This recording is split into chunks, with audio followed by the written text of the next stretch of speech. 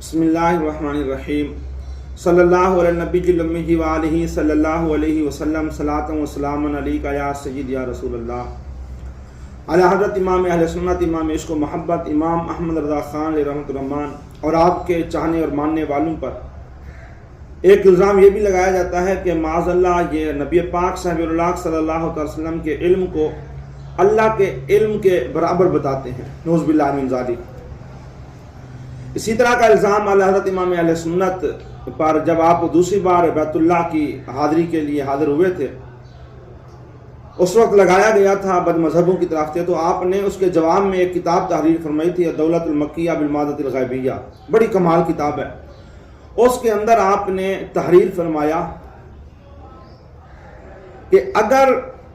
تمام اولین و آخرین کے تمام علوم جمع کر لیے جائیں، تمام اولین و آخرین کے تمام علوم جمع کر لیے جائیں تو ان کے مجموعے کو علوم الہیہ کے مقابلے میں کوئی نسبت نہیں، بلکہ آپ نے اس کے آگے ایک مثال تحریر فرمائی۔ آپ نے ارشاد فرمایا کہ آپ 10 لاکھ سمندر فرض کریں تو ایک قطرے کو جو 10 لاکھ سمندروں سے نسبت ہے، تمام کی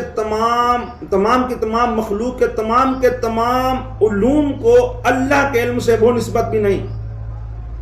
اللہ اکبر کے دیکھیں، ایک قطرے کو 10 لاکھ سمندر، ایک سمندر آپ دیکھیں تو صحیح کیا کیفیت ہے اس کی، 10 لاکھ سمندر کو ایک، آپ فرماتے ہیں کہ ایک قطرے کو 10 لاکھ سمندر، پھر بھی کہیں نہ کہیں نسبت کا سلسلہ ہے کہ دونوں محدود ہیں نا، 10 لاکھ سمندر بھلے ہوں، 10 کروڑ سمندر ہوں، ہیں تو محدود نا، لیکن تمام کی تمام مخلوق کے تمام علوم بھلے وہ جتنے بھی ہوں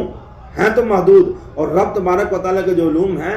وہ محدود نہیں ہیں، وہ متناہی نہیں ہیں، وہ تو لا متناہی ہیں، وہ تو غیر متناہی ہیں۔ تو اعلیٰ حضرت کا واضح اور واشگاف اور کلیئر نظریہ ہے، بالکل کلیئر نظریہ ہے کہ جو ایک قطرے کو 10 لاکھ سمندروں سے نسبت ہے نا، تمام کی تمام مخلوق کے تمام علوم کو